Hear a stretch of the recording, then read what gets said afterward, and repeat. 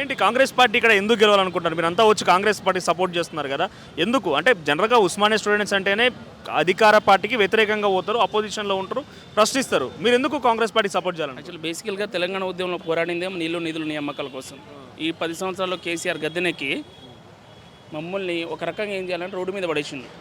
ఆయనకు వ్యతిరేకంగానే మొన్నటి ఎలక్షన్లో మేము చాలా విభత్సంగా బస్ యాత్ర చేసినాం, నిరుద్యోగ చేసి యాత్ర, ఉస్మాన్ యూనివర్సిటీ విద్యార్థుల పోరాటం, గ్రామంలో తిరిగి కాంగ్రెస్ పార్టీ రావడానికి కృషి చేసినాం. కాంగ్రెస్ పార్టీ వచ్చింది, మీరు అంటుంటారు 2 years అవుతుంది. ఒక్కొక్కటి పథకాలు స్టార్ట్ చేసుకుంటూ వస్తుంది. సన్న బియ్యం అయితేంది, ఇంకోటి రేషన్ కార్డు అయితేంది, మహిళలకు రేషన్ మన ఉచిత బస్సు ప్రయాణం అండి. హైదరాబాద్లో ఒక్కొక్కరికి 6 నుండి 7 వేల రూపాయలు సేవ్ అవుతుందండి. కేసీఆర్ 10 సంవత్సరాలు ఉన్న కాలంలో ఎప్పుడైనా ఒక రేషన్ కార్డు ఇచ్చిండా, సన్న బియ్యం ఇచ్చిండా? ఇట్లా అనుకుంటే చాలా ఉన్నాయండి. ఇంకా 2 years టైం ఉంది, బడ్జెట్లో ఉంది. అతను చేసిన ఆర్థిక విధ్వంసం వల్ల తెలంగాణ రాష్ట్ర ప్రభుత్వం అప్పులో కూరుకుపోయింది. 2014లో మిగులు బడ్జెట్ ఉన్న తెలంగాణ కేసీఆర్ దిగిపోయిన నాటికి అవన్నీ కావచ్చు, కానీ అవన్నీ జూబ్లీస్లో పనిచేస్తే కనుక మొన్న జనరల్ ఎలక్షన్లే పనిచేయాలి. మరి అప్పుడు మొత్తం గెలిచిందంతా చుట్టుముట్టు హైదరాబాద్ అంతా కూడా బీఆర్ఎస్ఏ గెలిచింది. ఈ నినాదాలు అప్పుడు కూడా చేశారు మీ ఉస్మానియాకి సంబంధించి విద్యార్థి నాయకులు చాలా నియోజకవర్గాలకు వెళ్ళి కూడా.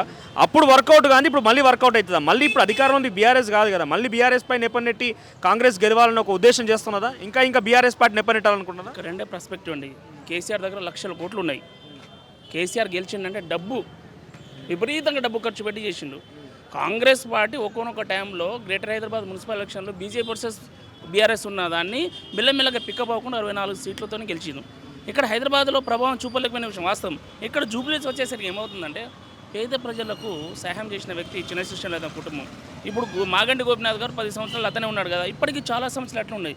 గవర్నమెంట్లో ఉన్న వ్యక్తి పేదల కోసం ఇప్పుడు చూడండి, ఒక పాన్ డబ్బా కోసం ఓపెన్ చేసినానికి వస్తే 10-20 వేలు ఇచ్చిపోతాడు. గవర్నమెంట్కి 3 years టైం ఉంది. ఇప్పుడు మాగంటి సునీత గెలిచి ఏం చేస్తుంది? మాగంటి సునీత 3 years గెలిస్తే జూబ్లీస్కి ఏమైనా తీసుకొస్తుందా?